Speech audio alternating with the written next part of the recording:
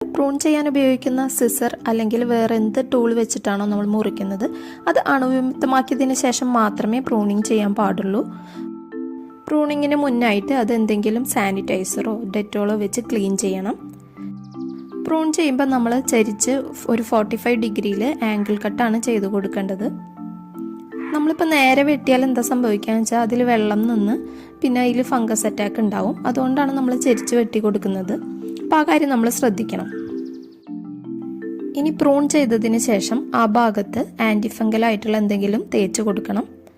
അതിനായിട്ട് സാഫ് എന്ന പേരുള്ളൊരു ഫംഗിസൈഡ് വാങ്ങാനായിട്ട് കിട്ടും. അത് കുറച്ചെടുക്കുക, എന്നിട്ട് വെള്ളത്തിൽ ചാലിച്ചിട്ട് ആ ഭാഗത്ത് പുരട്ടി കൊടുക്കുക.